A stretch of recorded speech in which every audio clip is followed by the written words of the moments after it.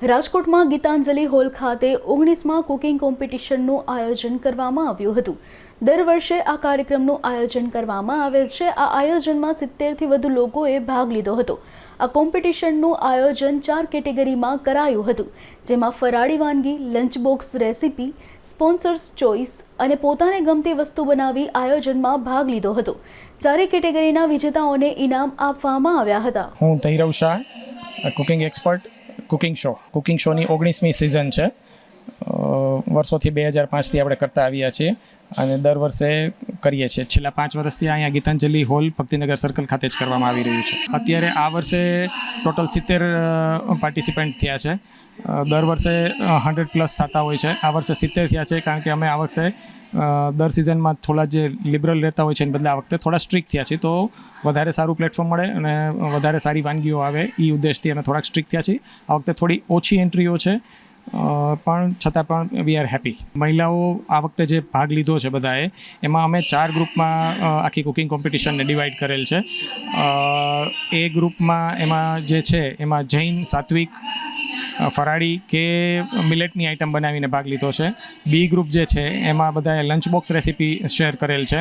C group છે એમાં કોઈ પણ અધર વાનગીઓ કે બનાવીને જે લઈ આવ્યા છે, એમાં કોઈ પણ મીઠાઈ પણ હોઈ શકે છે કે કોઈ પણ વાનગી જે લેડીઝને અનુકૂળ હોય એ વાનગી। અને ડી ગ્રુપ અમારું, એમાં સ્પોન્સર્સ ચોઇસ છે, જેમાં સ્પોન્સરની વસ્તુ યુટિલાઇઝ કરી વાપરી અને વાનગી બનાવીને લઈ આવવાની હોય છે। 4 ગ્રુપમાં અમારી સિસ્ટમ દર વર્ષની છે, કોમન છે અમારી સિસ્ટમ, કે દર વર્ષે અમે 4 ગ્રુપમાં ફર્સ્ટ, સેકન્ડ, થર્ડ અને કોન્સોલેશન એવી રીતે 4 ઇનામો આપીએ છીએ। બધા ઇનામો સ્પોન્સર દ્વારા આપવામાં આવે છે અને ખૂબ સારા ઇનામો હોય છે। કુકિંગ શો એ આજે ઘણા વર્ષોથી આ મહિલાઓને એક મોટું પ્લેટફોર્મ મળી રહે અને વુમન એમ્પાવરમેન્ટ માટે કામ કરી રહ્યું છે। આમાં કોઈ કમાવાનો ઉદ્દેશ હોતો જ નથી। અમે ફક્ત સેવા કાર્યના ભાગરૂપે એક આ કાર્યક્રમ કરતા હોઈએ છીએ, જેમાં બહેનોને એક મોટું પ્લેટફોર્મ મળી રહે અને બધા બહેનો એકબીજાની વાનગી શેર કરે, નવી વાનગીઓ શીખે, નવી રેસિપીઓ જાણે। ઘણી વખત એવું થતું હોય છે કે જૂની વાનગીને જ નવી રીતે પ્રેઝન્ટેશન કરવામાં આવે છે, તો એ જૂની વાનગીને નવી રીતે કઈ રીતે કરી શકાય એ પણ બધાને શીખવા મળતું જ હોય છે। આમાં એવું પણ થતું હોય છે કે જજીસ જે હોય છે આવ્યા તો હોય છે જજ તરીકે, પણ આમાંથી શીખીને જતા હોય છે સામે। મારું નામ રિદ્ધિ ટાંક છે। હું બેઝિકલી ગાંધીનગરથી આવું છું। સ્પેશિયલી આજે કુકિંગ શો અટેન્ડ કરવા માટે ઇન્વિટેશન હતું એઝ અ જજ। તો 19 વર્ષથી કન્ટિન્યુઅસ જે કુકિંગ શો ધૈરવભાઈ કરે છે એમાં આવીને ખૂબ આનંદ થયો।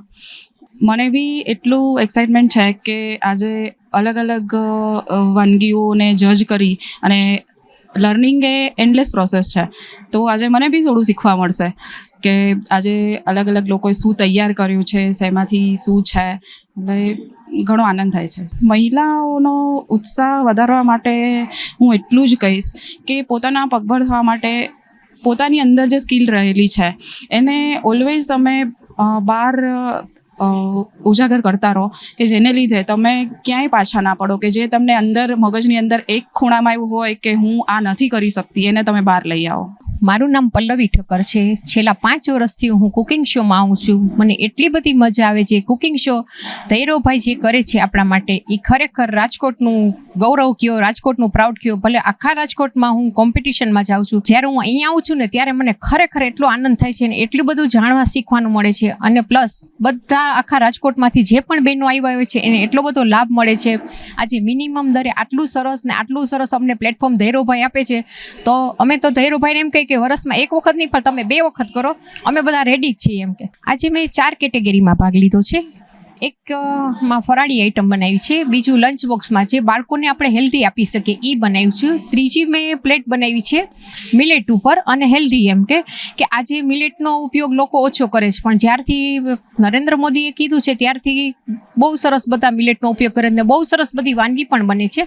અને લાસ્ટમાં મેં સ્પોન્સર ચોઇસમાં પાન પ્લેટર બનાવ્યું છે। આખું પાન ઉપરનું આખું પ્લેટર છે, પાનમાંથી જ બનતી અલગ અલગ વસ્તુ બનાવી છે અને એવી રીતના મેં બધું તૈયાર કર્યું છે। અને ખરેખર અહીંયા આવીને અમને ખૂબ જ આનંદ થાય છે અને દર વર્ષે ધૈરવભાઈ કરે એવી અમને આશા છે. Thank you very much. મારું નામ મીતા વિટલાણી છે અને આઈ એમ કુકિંગ એક્સપર્ટ.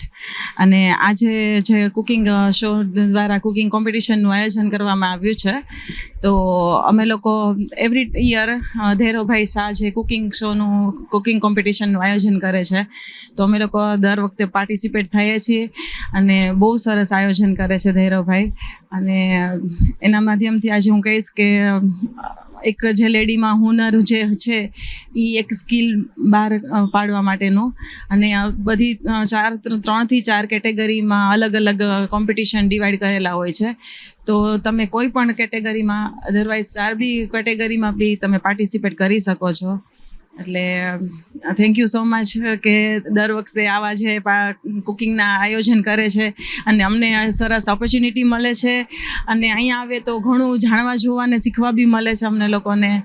એટલે thank you so much. Cooking શોનો અમે આભાર માનીએ છીએ. રાજકોટ ખાતે દર વખતે આયોજન થાય છે, તો થેન્ક યુ સો મચ ધૈરવભાઈ. મેં આ 3rd યર છે મારું. મેં આજે માસ્ટર શેફ લેવલનું બનાવ્યું છે, રાઇઝિંગ પિનાતાઈ બનાવ્યું છે.